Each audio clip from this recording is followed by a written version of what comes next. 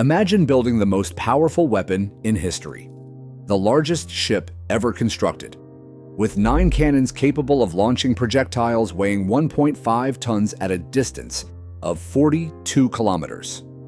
You dedicate 8 years to it. Thousands workers. The dry dock had to be excavated 1 meter deeper just to fit its hull. They installed cranes capable of lifting 350 tons because no existing tools were large enough to build it. They covered the shipyard with an enormous canopy so enemy reconnaissance planes could not see it from the air. Neighbors who lived nearby and had windows facing the shipyard were ordered to cover them. They covered the windows of private homes, just in case someone looked. And when it was finished, an entire nation placed its faith in it. The Japanese genuinely believed their country could never fall as long as the Yamato kept sailing. And then, they barely used it. That is the Yamato, the Japanese battleship that was supposed to win the war, and that instead spent most of its life anchored in a port burning fuel without firing a single cannon. Today, we are going to look at why the most feared weapon in the Pacific barely fired its main guns, how the doctrine that created it was already obsolete before it ever set sail, and how its final mission was, literally, a one-way voyage designed from the very beginning to never return. In 1937, at the naval shipyard of Kure in southern Japan, something the world was not meant to see began to take shape. It was not just a ship. It was an entire BET. The bet that if Japan built a weapon large enough, invincible enough, no nation on Earth would dare face it. The problem was that to build that weapon, Japan had to violate every international naval treaty it had signed, and they knew it. So the solution was simple. They would build it in secret. To understand why the Yamato was built, you have to understand the strategic obsession that gave birth to it. The Kantai Kisen, the decisive battle doctrine. The idea was this: Japan could never match the United States in number of ships. American industry was too large, too fast. If war ever came, the Americans would simply build more. If Japan tried to win a production war, it would lose. So Japanese strategists drew up a different solution: not win by quantity. Win through a single decisive battle. Lure the American fleet into a one-time confrontation where Japanese technological superiority would annihilate the enemy in one blow. Like the Battle of Tsushima in 1905, when Japan destroyed the Russian fleet in a single engagement that decided an entire war. The Yamato was the centerpiece of that plan. A ship so powerful, no American battleship could withstand it. So heavily armored that no enemy shell could sink it before it fired first. In theory, it could take on several battleships simultaneously and win. 24 different designs were submitted between 1934 and 1937. The final design was approved in March 1937. Its turrets were so heavy that their sheer dimensions created an unprecedented logistical problem. They were too large and too heavy to transport by rail or by sea to the shipyard. They had to be manufactured on site. The keel of the Yamato was laid on the 4th of November, 1937, at the Kure Naval Arsenal in Hiroshima Prefecture. The dry dock had to be excavated 1 additional meter to accommodate its enormous hull. The existing cranes were not powerful enough, so new ones were installed, capable of lifting 350 tons. A canopy was built over part of the dock to hide the ship from aerial view. Workers signed non-disclosure agreements under the constant watch of military police. Official documents never mentioned the name Yamato at any point. They called it Warship Number 1. Its real specifications, including the caliber of its guns, were classified information accessible to only a handful of people. To further mislead American intelligence, the guns were officially registered as 40-centimeter weapons. They actually measured 46 centimeters. The deception worked for years. Even in July 1945, 4 months after the Yamato had been sunk, American intelligence was still publishing documents stating the ship carried 16-inch guns. The Yamato was launched on the 8th of August, 1940. There was no public celebration, no launch ceremony. The existence of the ship remained a secret too valuable to risk at a party. The figures describing the Yamato are difficult to process as mere numbers. You have to visualize them. 263 meters long, more than 3 football fields placed end to end. A width of nearly 39 meters, so wide it could never have passed through the Panama Canal, something American naval designers considered simply impossible to ignore. Lateral armor of 410 millimeters, angled 20 degrees to increase its effective resistance against impacts. The faces of its main turrets had up to 650 millimeters of steel. The armored roof of the deck measured between 200 and 230 millimeters, more than 20 centimeters of steel above their heads. And its guns. 946 centimeter type 94 cannons. Each gun measured 21 meters long. Each armor-piercing shell weighed 1,460 kilograms. For comparison, the shells fired by the 16-inch guns of American battleships weighed 1,225 kilograms. The Yamato's shells were nearly 20% heavier, and they could reach a target 42 kilometers away. When all 9 guns fired in a broadside, the zone within 15 meters of the ship was considered dangerous, even for the crew itself. The pressure wave from the blast could kill a man standing on deck.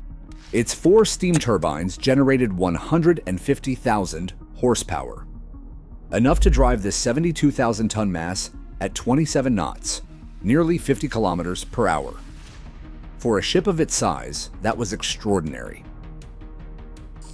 3,332 men lived and worked inside it. The crew was so large that the Yamato had a bakery, a barbershop, and air conditioning. Officers dined with a full menu and live musical accompaniment. Admiral Yamamoto, who directed the fleet from its bridge for months, gained a noticeable amount of weight living on board.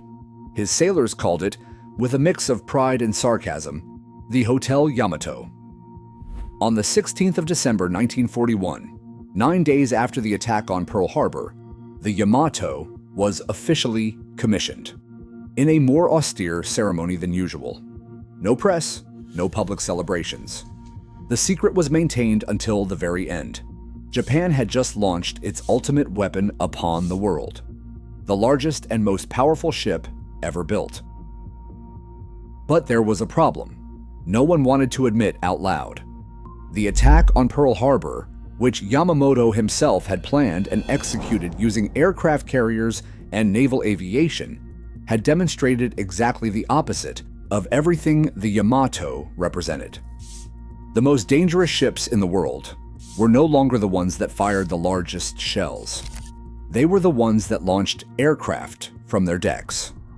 The world of naval warfare had already changed, and the Yamato had arrived too late. How many times do you think the Yamato fired its main guns against enemy ships during the entire Second World War? Think about it for a moment. 3 years of war in the Pacific. The most powerful weapon ever built. The ship in which Japan invested its hopes, its resources, and the faith of an entire nation, just once. In 3 years of war, the Yamato fired its main guns against enemy ships on exactly one occasion. Why? To understand that, you have to follow its story from the very first day. June of 1942, 6 months after Pearl Harbor. Admiral Yamamoto plans his great decisive battle, attack Midway Island, to lure the American fleet into a final confrontation. The Yamato sailed toward Midway as the Admiral's flagship. The senior command of the Japanese Navy directed the operation from its bridge. 3,000 men aboard the most powerful ship in the world, ready for the battle that would decide the Pacific. The problem was that Yamamoto had dispersed his forces across multiple groups to execute a flanking maneuver. The Yamato and the battleships of the main group were sailing too far from the center of the action. By the time American carriers had destroyed the Japanese carrier fleet in a matter of hours, the Yamato was hundreds of kilometers away. Its 9 guns did not fire a single shell. The most decisive battle in the Pacific was decided 300 kilometers from where the most powerful ship in the Pacific was located. The Yamato had nothing to do there except receive word of the disaster. Yamamoto ordered the retreat. The Yamato returned to Japan. After Midway, the Yamato spent months anchored at Truk in the Caroline Islands, and more months at the Kure Arsenal in Japan, and more months in Brunei. The official reason was strategic. The Yamato was too valuable to risk. If they lost it, they would lose with it the living symbol of Japanese naval power. Better to keep it safe.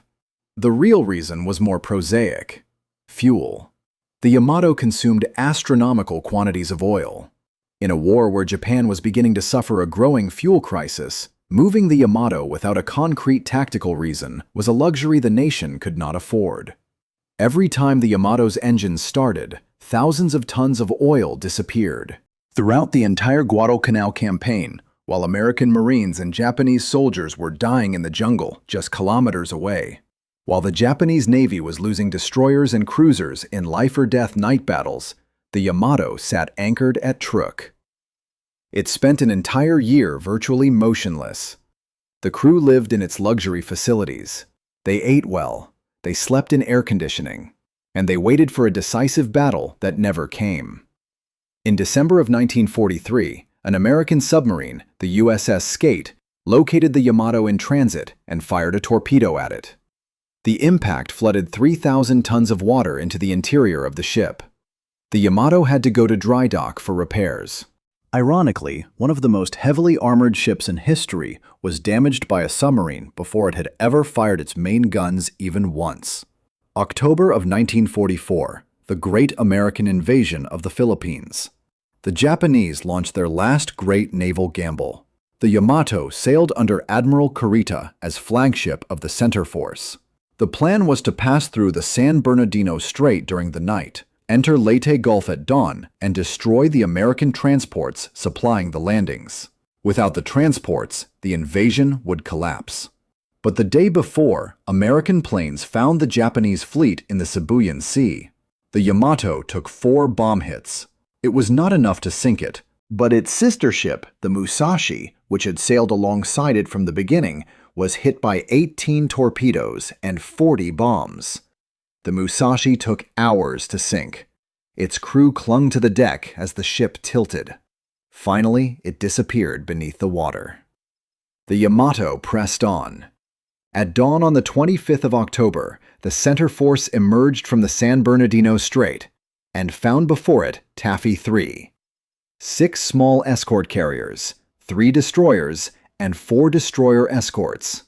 Ships designed for anti-submarine operations and air support, not naval combat. Admiral Kurita believed he was looking at full fleet carriers and heavy cruisers. He gave the order to fire. And for the first and only time, the Yamato's guns roared against enemy ships. But here came the first devastating irony. The Yamato's shells were designed to penetrate the armor of enemy battleships at kilometers of distance. They were armor-piercing rounds weighing 1,460 kilograms. Built to punch through 30 centimeters of steel and detonate inside the hull of a warship. The small American escort carriers had no 30 centimeters of armor. They had almost no armor at all. The Yamato's shells passed through them from side to side like needles through paper without exploding, because the detonation fuse detected no sufficient resistance. The most powerful weapon in the Pacific was too powerful for the targets it had in front of it. For 2.5 hours, a handful of American destroyers, armed with 5-inch guns whose 24-kilogram shells could not penetrate the Yamato's armor even at point-blank range, charged against it in suicidal attacks. The destroyers Johnston, Howell, and Heermann launched torpedoes, laid smoke screens, maneuvered frantically to protect the carriers. The Yamato, to evade 7 torpedoes fired by the USS Heermann, had to turn 180 degrees to the north, moving away from the battle for 10 precious minutes. The largest ship in the world, fleeing from the torpedoes of an escort destroyer. In the end, the Yamato sank the escort carrier Gambier Bay and helped sink 2 destroyers. Then Kurita, convinced he was being attacked by the main American fleet, ordered the retreat. The Yamato had fired its guns, just once, and it left. By the autumn of 1944, Japan was losing the war on every front. The Americans had destroyed the Japanese Naval Air Force in the Battle of the Philippine Sea. The Musashi had been sunk. Supply routes were being cut by American submarines. And the most expensive, largest, and most secret weapon of the Japanese Navy had fired its main guns against enemy ships exactly once in 3 years.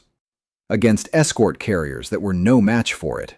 And its shells had passed through the hulls of those ships without exploding. The inevitable giant turned out to be not so inevitable after all.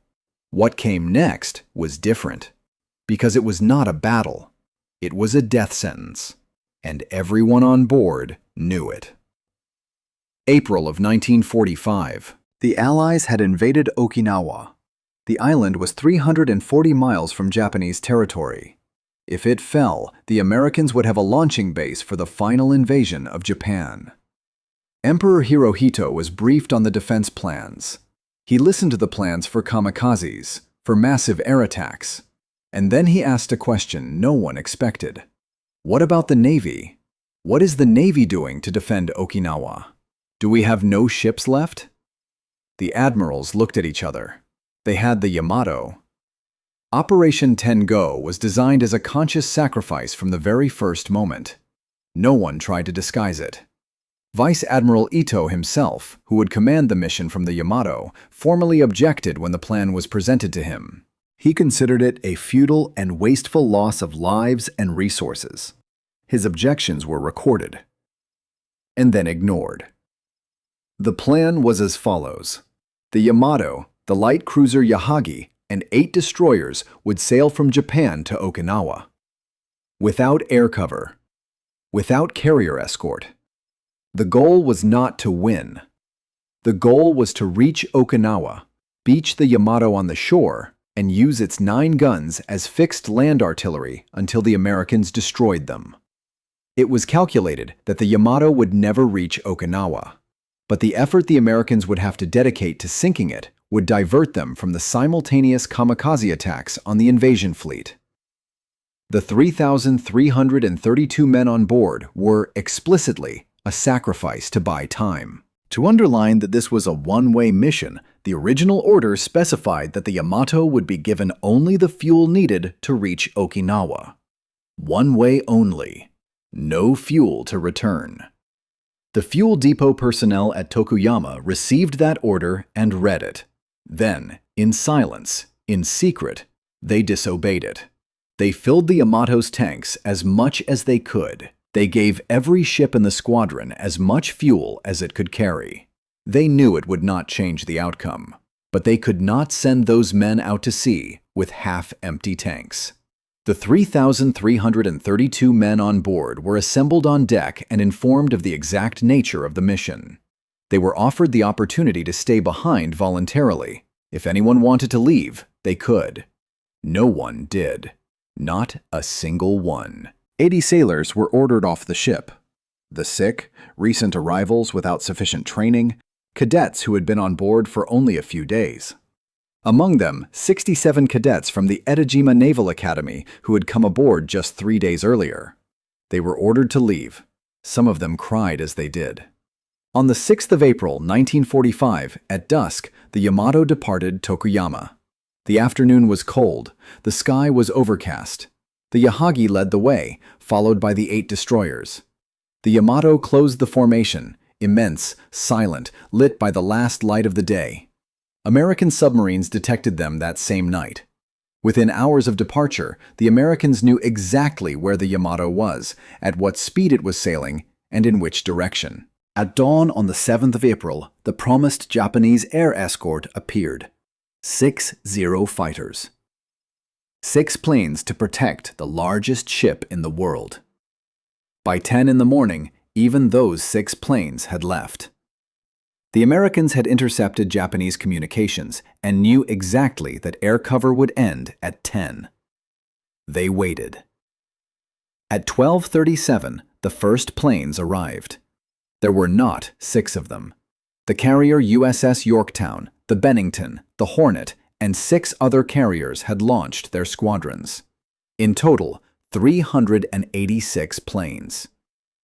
The American force was so large that Admiral Spruance had ordered, in case the airstrikes failed, a reserve force of 6 battleships, 7 cruisers, and 21 destroyers to assemble and intercept the Yamato in surface combat. A backup in case the planes were not enough.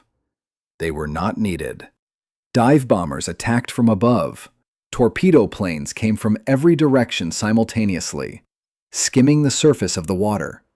The tactic was designed specifically to saturate the anti-aircraft defense. If the ship aims upward, the torpedoes come from the sides. If it turns to evade torpedoes, the bombers have a clear angle. The 162 25mm anti-aircraft guns of the Yamato fired to their limit. They were notoriously inaccurate against fast modern aircraft. The Americans knew this. Their pilots were briefed that the Yamato's anti-aircraft guns were ineffective at high speed.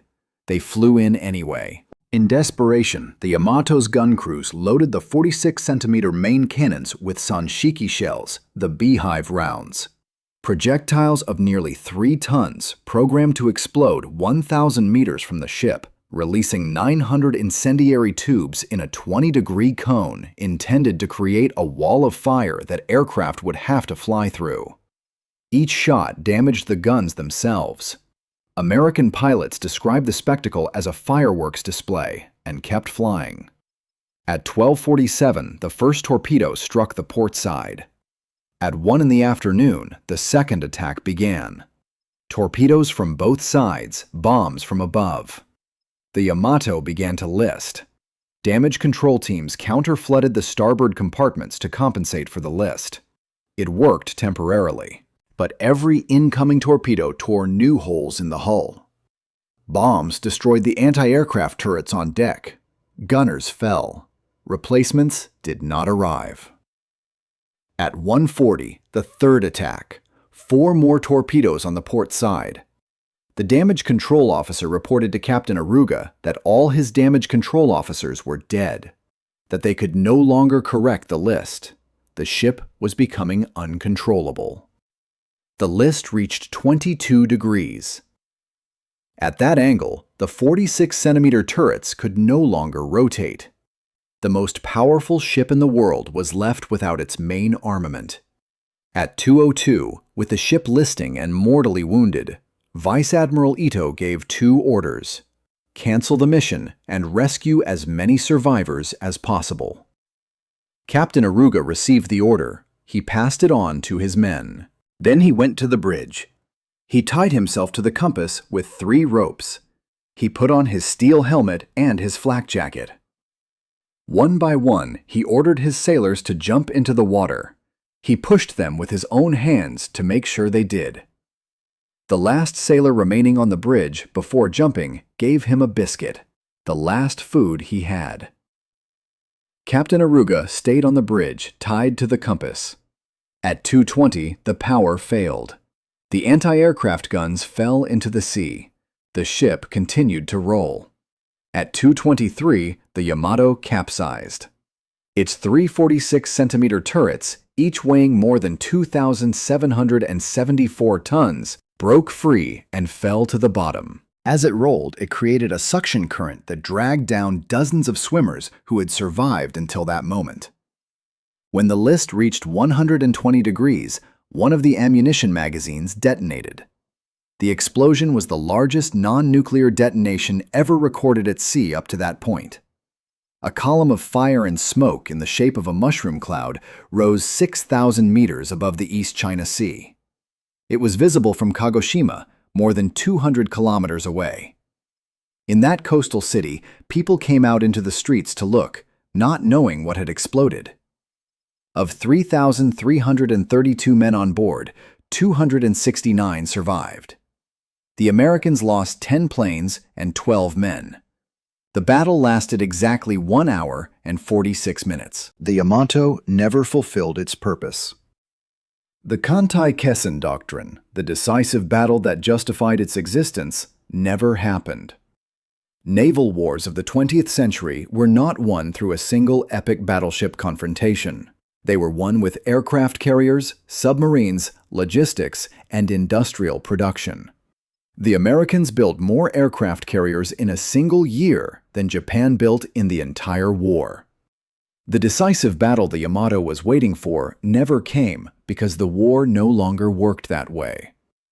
There is something strangely poetic in the final irony. It was the Japanese themselves who proved to the world at Pearl Harbor that aircraft carriers and naval aviation had replaced the battleship as queen of the seas.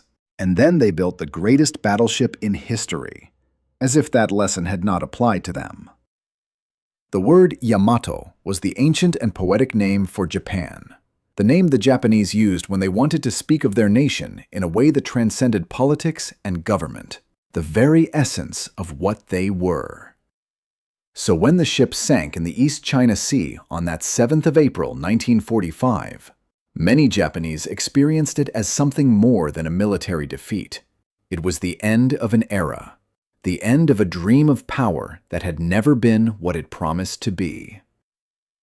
The Yamato rests today at 340 meters of depth, broken in two, with the 2-meter-wide imperial chrysanthemum still carved into its bow.